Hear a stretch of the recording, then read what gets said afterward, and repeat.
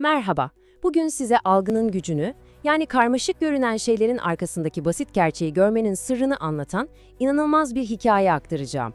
Her şey bir üniversitenin efsanevi strateji dersinde başlıyor. Hadi gelin, o sınıfa gidelim. Hikayemizin merkezinde öyle bir profesör var ki, yılın ilk dersini her zaman unutulmaz kılmasıyla tanınan, tam bir efsane. Sıradan biri kesinlikle değil. Şimdi gözünüzde canlandırın. Olay o efsanevi strateji yönetimi dersinde geçiyor. Ve bu ders o kadar popüler ki sadece öğrenciler değil, diğer hocalar bile her sene o ilk dersi izlemek için sınıfa akın edermiş. Ve ders başlıyor. Ama profesörün tarzı farklı. Öyle merhaba ben şu filan yok. Sınıfta derin bir sessizlik ve ekrana yansıtılan tek bir görüntü. Herkes nefesini tutmuş, ne olacağını bekliyor. İşte o an profesör ekrana Pablo Picasso'nun karmaşık, ilk bakışta hiçbir anlam ifade etmeyen bir tablosunu yansıtıyor. Bir durup siz de kendinize sorun. Bu nedir? Sanatla pek de içli dışlı olmayan öğrenciler için bu kübist tablo neredeyse anlaşılmaz. Sadece bir renk ve şekil yığını gibi, değil mi? Peki öğrenciler ne mi görüyordu? İşte gördükleri tam olarak şuydu.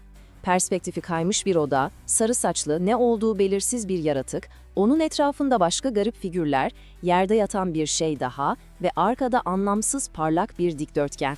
Gizem gittikçe büyüyor yani.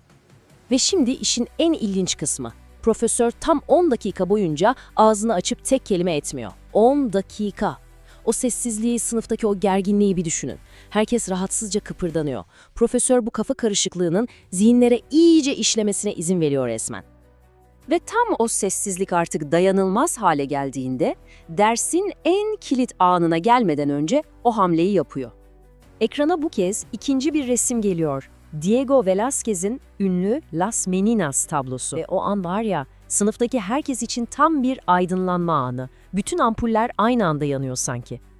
Çünkü Velázquez'in tablosunda her şey o kadar net, o kadar anlaşılırdı ki. İşte sandalyede oturan o aristokrat kız, işte nedimeleri, yerde yatan sevimli köpeği ve kapı aralığından onları izleyen babası. İşte bu karşılaştırmayla her şey yerine oturuyor. Picasso'daki o anlamsız, sarı saçlı yaratık, meğer Velázquez'in aristokrat kızıymış. Yerdeki o garip şey aslında köpeği, etrafındakiler nedimeleri ve o parlak dikdörtgen, o da kapıdaki babanın ta kendisiymiş. İşte o an bütün sınıf anlıyor ki Picasso aslında Velázquez'in tablosunu yeniden yorumlamış.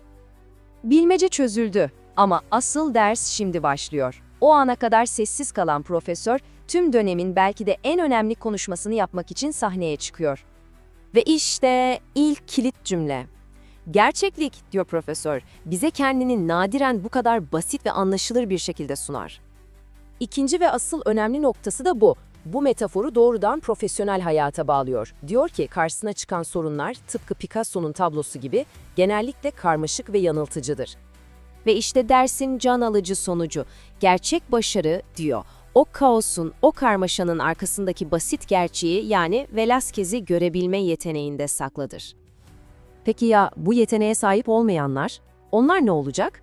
Onlar yüzeydeki gürültüye, kafa karıştırıcı detaylara yani Picasso'nun o kübik şekillerine takılıp kalacak, yanlış sonuçlar çıkaracak ve altta yatan o basit gerçeği asla göremeyecekler.